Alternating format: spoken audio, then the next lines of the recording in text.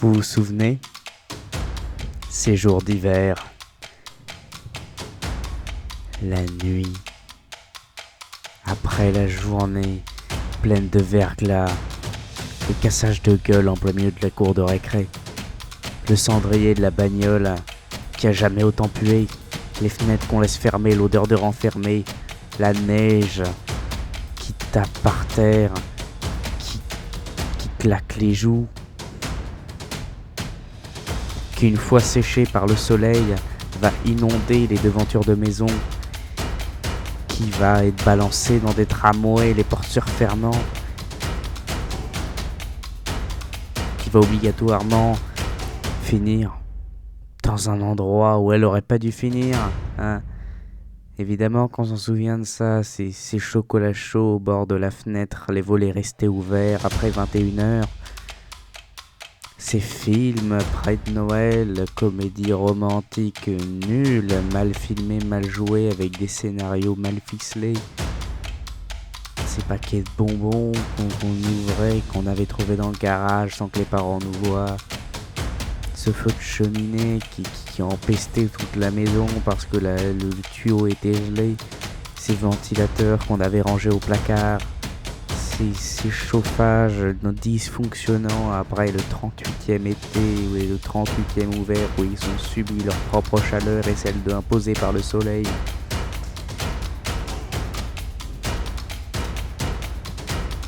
Ces chaises fatiguées, grinçantes avec un cuir trop cuit.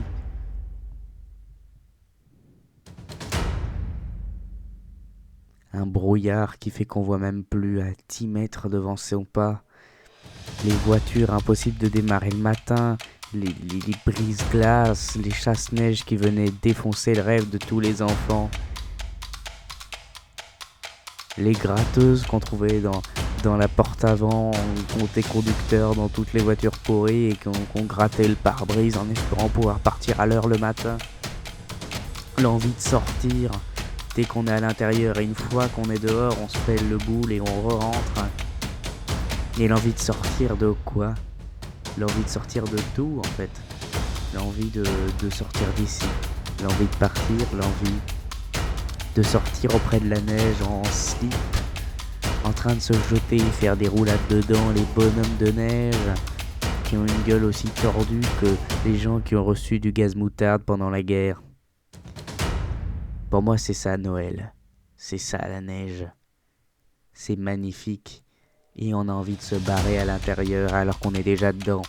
Mais on a envie de changer d'intérieur, on a envie de tout changer. On a envie que après la pluie vienne le beau temps. Et qu'après le beau temps vienne la neige. Que tout soit enneigé avec du blanc de partout et un petit peu de soleil pour pas avoir froid. On a envie de ça, on a envie d'un petit cocon parfait, de quelque chose de cocooning. On a envie de tisane, de chocolat chaud, de thé. On a envie de tout ça. On a envie d'un labrador qui viendrait dormir à côté de nous quand on est dans notre fauteuil près du poêle. On a envie de se faire des câlins avec des pulls de Noël mat tricotés. On a envie de faire des gros plats de viande pour aucune occasion, aucune raison. On va se faire des dindes et des rôtis dingues. On va arrêter les frites, on va manger de la glace. Je suis le seul qui mange de la glace avec sa famille en hiver. Peut-être. Non. Non, parce qu'il y a aussi ma famille qui mange avec sa famille des glaces en hiver. C'est ça, Noël. La magie de Noël ne s'arrête pas au CP quand on rentre à l'école et qu'on comprend que le monde des adultes nous a encore mis à l'envers. Elle continue. À chaque fois qu'on crée un mythe, il devient un petit peu réalité.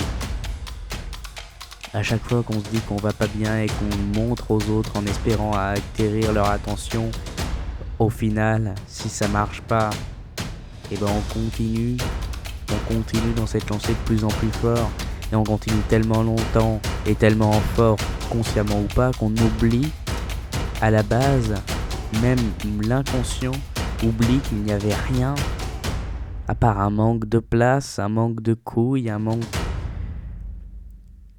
manque d'être là, d'exister, d'être considéré. Donc c'est un problème. Mais le problème, vient-il d'avoir besoin d'être en permanence considéré ou des autres de ne pas avoir considéré la personne? Peut-être qu'on a besoin d'ego à un moment pour se construire. Peut-être que c'est nécessaire et peut-être que l'humain ne peut pas s'auto-créer des problèmes sans en avoir un minimum avant. Même enfant, même problème de merde, ça prévoit. Quand on a fait beaucoup d'enfants, après qu'il y en ait qui soient ados, je pense qu'on sait. À part si on s'en est pas occupé parce qu'on les a pas considérés. On sait que même à l'état d'enfant, on peut essayer de prédire ce qui va se passer pour eux. La merde ou pas. La dépression chronique ou pas. J'adore les mots en chronique. J'adore parce que ça me fait penser à de l'éternel, à de l'infini, à quelque chose qui s'arrête pas. Par exemple, la vie est très très chronique. J'ai envie que tout soit chronique pour qu'on se dise, tu vois la lumière au fond du tunnel dont on a fait que de te parler depuis que t'es né, eh ben elle n'existe plus. C'est parce qu'on en a fait, on l'a perdu. Donc maintenant tu vas être obligé de vivre avec. Tu vas apprendre, nous aussi, on va tous apprendre. Ça va être magnifique. Allez, viens avec nous.